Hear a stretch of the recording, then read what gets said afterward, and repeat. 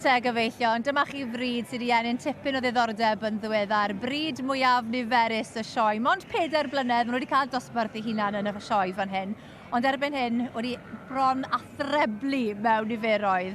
Felly, Morian Jones, ffyrydd Bryn Coch, croeso ato ni. Y bryd yma, maen nhw wedi tyfu mewn poblogrwydd y gyflym iawn yn dyn nhw. Y Defaid. Maen nhw'n ddefa clws, maen nhw'n wahanol, maen nhw'n lliw iddyn nhw, maen nhw'n ddefad, sa'ch chi dweud, maen nhw'n nifel anwes ys iawn. Maen nhw'n ddefad hawdd i'w cadw, sy'n de. Defaid Smotiog Iseldiroedd, o'n awr un osbarth yr rhai, 2 flwydd neu llun. Maen nhw'n wahanol i lot. Chi'n meddwl mae rhain yw'r ffasiwn newydd o fewn y diwydiant Defaid? Swn i'n licio gweld nhw, definitely.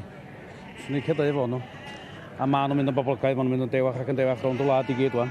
Maen nhw wedi cyrraedd America'n barod. A mae rhywbeth yma i bawb yn dod y bryd yma.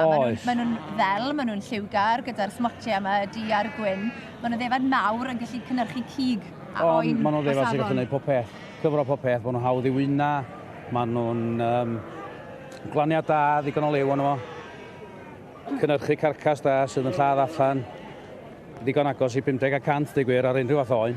A mae hon yn ddosbarth bwysig iawn, achos mae'r un sydd ar frig yr rhestr ar hyn o bryd wedi ennill pencampwriaethau rhyngfryd mewn sioe eleni yn barod. Felly, yr un mae pawb eisiau ennill yn dyfe? Wel, ia, garantir. Mae hi fyna o eiddo Ali Jackson o Dumfries yn galw ei, a hana i wraig sydd wrth y lliw, dwi'n meddwl. Dim ond i cefn dwi'n gweld ar hyn o bryd.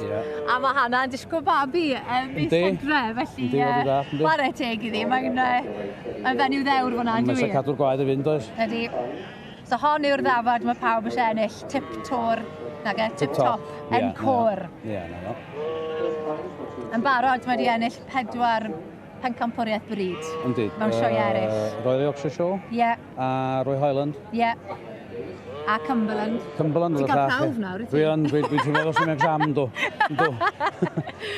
O'n i chi gweld Steve a Sarah fyna wedyn yn yr ail safle o Aberhonddu. Maen nhw'n agos iawn i'r brig yma yna. Yndyn. Chwarae teg. Mae un o fridiwr sy'n gwybod beth maen nhw'n neud. Maen nhw'n bod yn y job ddigon hir. Maen nhw'n dallt da ni fel de. Ydyn. A drychan nhw nawr, pawb yn siarad gwneud i gorau glas mwyn ennill llygad y beirniad. Dyma'r dosbarth mae pawb eisiau curo. Dyna'n union, A Sion bod yn beryglus iawn yn enillydd y dosbarth yma. Wel, dyna di'r peth. A dyma ni, enillydd. Jackson. Cytuno? Do, definite. Mae'n ddafad. Mae Jackson yn gwybod beth mae'n neud efo Defaid, definitely. Mae gen o wlad o wybodaeth amdano nhw. Mae o'n dallt y job yn iawn, mae'n gwybod beth i dafad. Chwarae teg iddyn nhw. Maen nhw'n deulu sy'n arddangos nifer o stoc. A bob un maen nhw'n arddangos, maen nhw'n troi nhw mas ar ei gorau. Maen nhw'n wych, Diolch yn fawr iawn i ti, na i fynd draw nawr i gael sgwrs ydyn iawn gyda Hannah. Hannah, this is like a regular occurrence now, every year. I know. It's been good. It's been good. But this year, she's had a year already.